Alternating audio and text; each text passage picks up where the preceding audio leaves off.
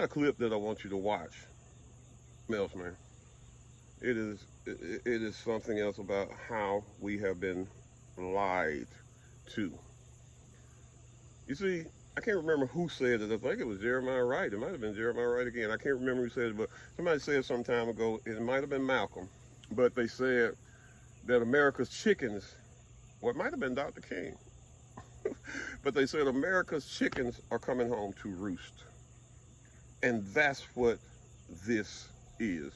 America's chickens coming home to roost. After all of these years, things that America have tried to hide and keep hidden are coming to surface. So check out this video. I'll be back. Hello, my name is Gene Gilmore. My birth given name is Eugene Reuben Akers. I don't want any money for what I'm doing because hopefully this video won't come out until after my death. So I have nothing to gain, nothing to profit by telling you what I'm going to tell you. And a lot of what I'm going to tell you is available online until they see this video. And I'm sure things will start getting scrubbed. As well as moon photos. But anyway, my father in 1968 was stationed at Cannon Air Force Base in New Mexico. I made notes on my computer so that I wouldn't forget anything, because there's a lot of little things and stuff that I'd forget. So these notes were made a long time ago. The original recording that my father made on his deathbed was destroyed in a fire. So this is my deathbed confession, because now I'm dying of cancer. I've got cancer all over the place, and they don't know where it's coming from, and I don't know if they can stop it, but it don't look good. So I'm going to go ahead and make this video for Bart Sibrel. He knows not to do anything with it until notification of my death, for which my son will respond to that. Okay, like I said, in 1968, my father was stationed at Cannon Air Force Base in New Mexico. We lived in Clovis, New Mexico. He was in the military police for over 20 years, and on his deathbed in 2002, we made a recording of what happened. Now, I already told you what happened to the recording. But it doesn't matter, because all the facts are there, so it doesn't matter who's telling the story or whatever. I will, at the end of the video, I'll supply a picture of my father, his badge, the flag of when they buried him. I'll show you some photos of my dad. I was born in 1955. So in 1969, I was 14 years old. I vividly remember the Apollo 11 coming down, landing on the moon, they're walking around and all that stuff. Anyway, I never questioned that until my dad told me what he told me on his deathbed. And then I started doing a little, nothing major, nothing, just surfing the web, I think they call it, surfing the web. And a lot of that information's right there on the web. I mean, it verifies the story that he told me. A good detective, a good one, would be able to uncover a lot more of the story that I'm getting ready to tell you. So, please have at it. I've never known my dad to lie. To get caught lying was worse than whatever it was you did to begin with. I remember going to school with long sleeve shirts on to hide the purple welts. You did not lie in our house, that's for sure. Dad had a really bad attitude towards lying. Excuse me again. Okay, anyway, this is the story that my dad told me on his deathbed. Project Slam Dunk was the name of this. President Johnson in 1968, okay? in Cannon Air Force Base in 1968. He said by the time he got there, that there was already 2 large hangars that were connected.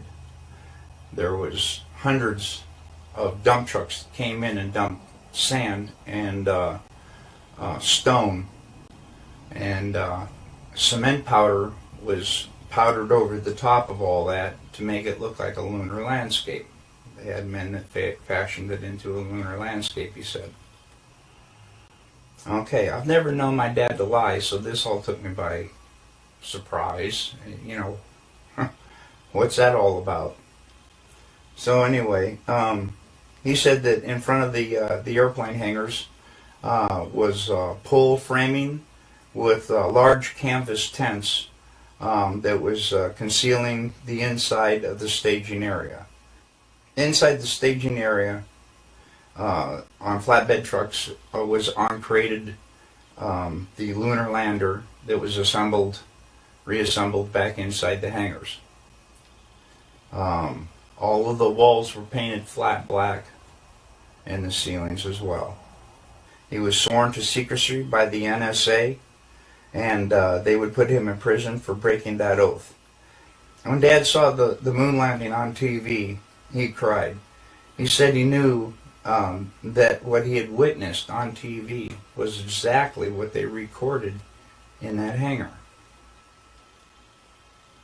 There was no reason for them to go flying around and everything. They had detailed high-definition photos of the landing area.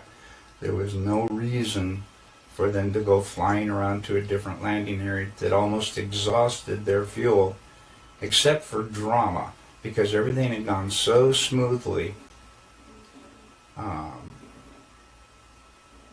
Nothing, you know, so it had to be something. Anyway, Dad was one of 3 guards that guarded the inside of the front entrance. There was a list of 15 people who could enter. No one else was allowed by order of President Johnson. And here is that list, and I gave it to Bart Cybrell as well. And he checked out a lot of these names, and he says he can verify a lot of these people and what they do.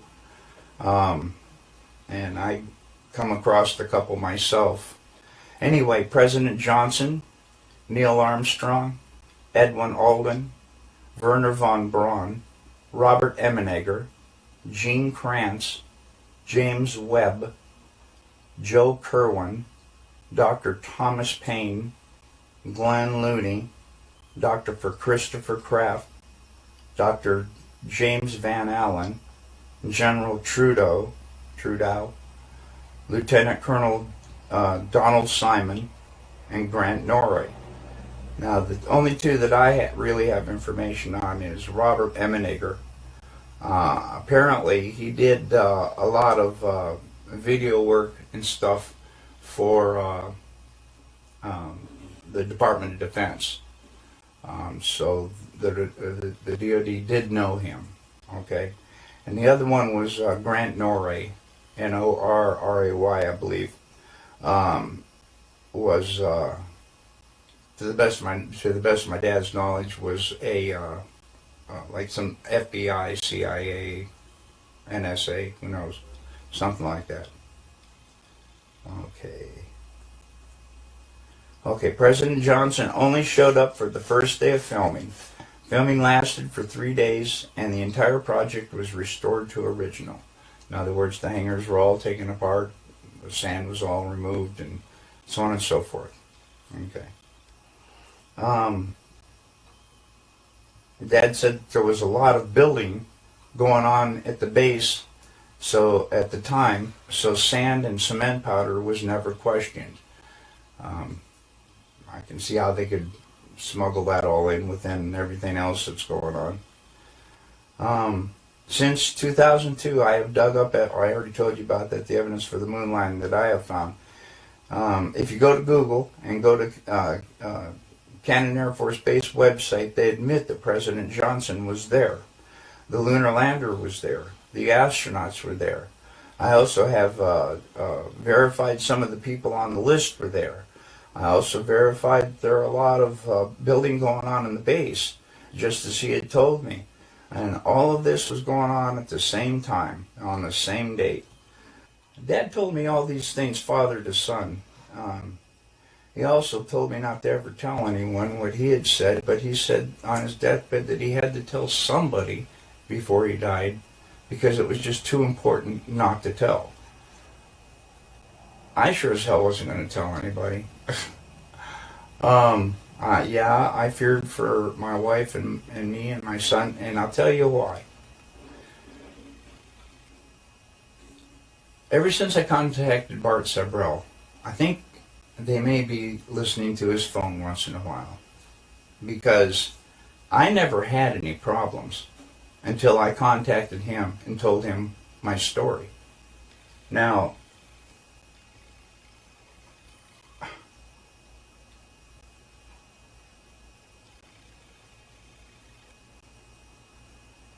people broke into my house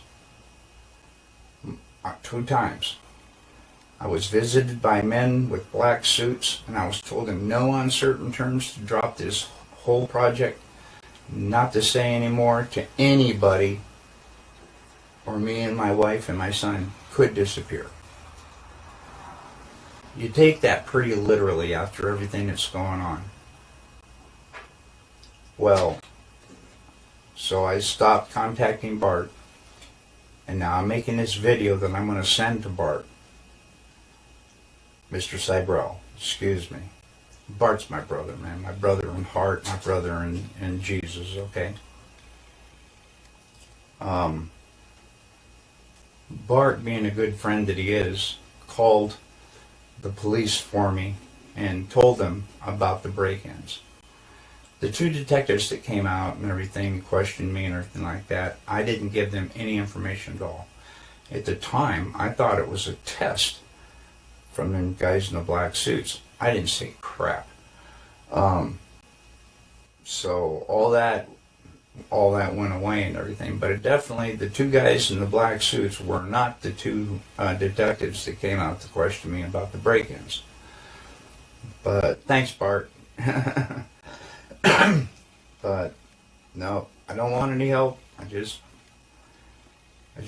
want somebody to pick up where I left off and be able to prove with the information I've given. And I'm trying to give as much as I can because I know that once I die, I'm not going to be able to be asked any questions. So that's why I tried to give you a little backstory too. But that's about all I can think of. My dad, he raised me by the book. I know he didn't lie to me. And as I started seeing more and more of what he was telling me was true, I realized my dad wasn't lying. I lifted the lid off my dad's case, and you can see that his name is Cyrus Eugene Akers. He was born on July 17th, 1933. He died on September 28th, 2002. Here's his badge, and I wanted to see if I could get as close as possible so that you can read the numbers on the bottom, which are, okay, there it is.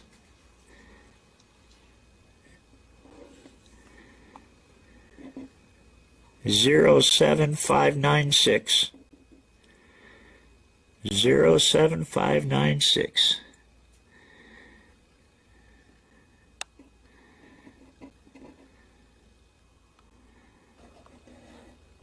That's my dad.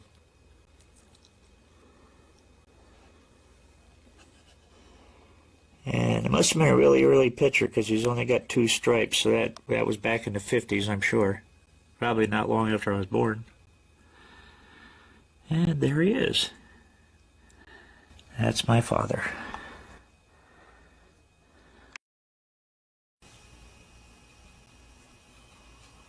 My dad, he raised me by the book.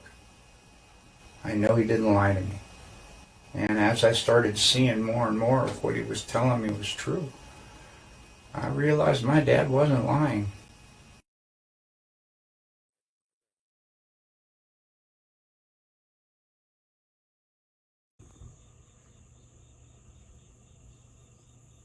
Man, that was something else, wasn't it? It is sad that our country treats us like this and does these type of things. But people have been saying that the moon landing was faked for years. For years. And America's been denying it for years. But this man is dying of cancer, has no reason to lie. You know, and I would say that they probably had something to do with him, more than likely, considering the fact that he didn't start to have problems, he said, until after he wanted to talk to this guy that he was saying he was going to leave the tape for after his death. And it's just amazing, man, that we talk about a free country. We talk about life, liberty, and the pursuit of happiness. We talk about loving this country or leaving it. And this is what the country does to people who have served it. Father was an MP. Seems to have served honorably. And this is what they do to his son. Man. Mm, mm, mm. I don't believe in hell, but my grandmama used to say, there's going to be a special place in hell for some of these folk. And I do, if there was a hell, boy, there ought to be a special place for these people that are creating this stuff like that. Well, that's all I got for you, my melanated people. Remember to kick your shoes off, touch feet to soil, touch feet to grass, recharge your organs. Then turn around and get some sun and recharge your energies. And then, most of all, remember that I love you, God loves you, and you need to take time to love your melanated self. Be blessed, my people.